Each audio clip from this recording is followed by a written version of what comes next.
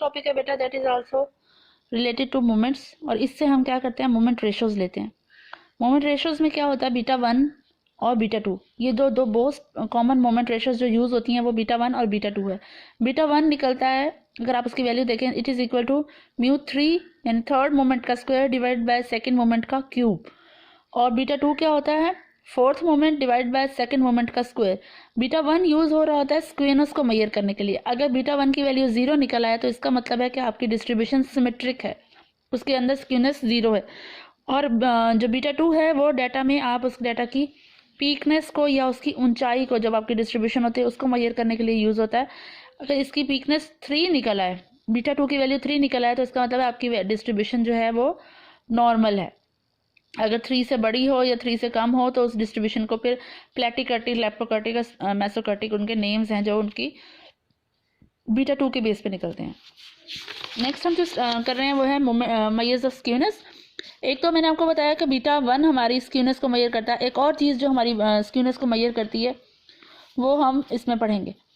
पहले तो कंसेप्ट देती हूँ स्क्यूनेस का। स्क्यूनेस क्या है, skewness is the deviation from the symmetry is called the skewness.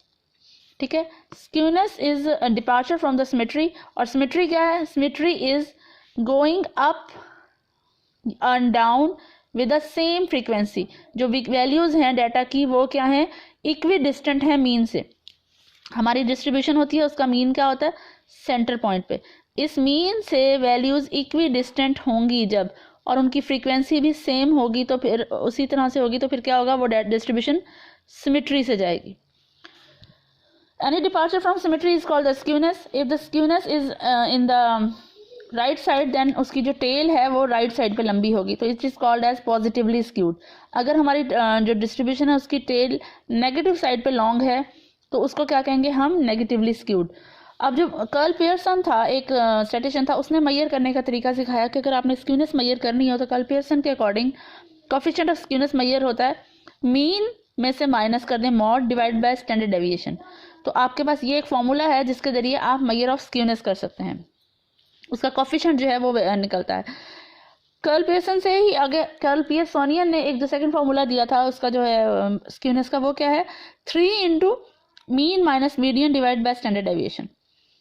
एक फॉर्मूला ये है, एक फॉर्मूला ये है जिससे आप कोफिशिएंट ऑफ स्क्यूनेस निकाल सकते हैं। एक और साइंटिस्ट था, स्टैटिशियन था सॉरी, उसको कहते हैं बाउले। बाउले ने भी एक और मेथड प्रपोज किया था, उसके अकॉर्डिंग क्या है, SK is equal to Q1 plus Q3 minus 2 into median over Q3 minus Q1।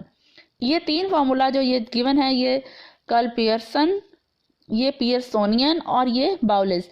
आपको क्वेश्चन जो आएंगे उसमें कहा जाएगा find the measure of skewness, तो आप कोई भी यूज कर सकते हैं। लेकिन अगर वो कहे कि find the measure of skewness with curl Pearson या कर्ल पियर्सोनियन या बाउलेस मेथड, जो मेथड वो कहेगा आपने उसी फॉर्मूले को यूज करना है।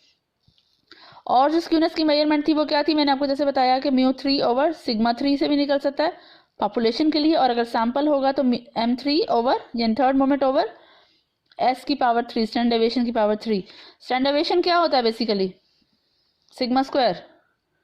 सेकंड मोमेंट जो होता है, जो जैसे हमने यहाँ लिया था, ये क्या है, सेकंड मोमेंट है हमारे पास स्टैंडर्ड डेविएशन या वेरिएंस, उसका जो पावर क्यूब है वो जो यहाँ लिया है सिग्मा की पावर क्यूब, वो क्या है, पॉपुलेशन के लिए, और S3 लिया गया है सैंपल के लिए।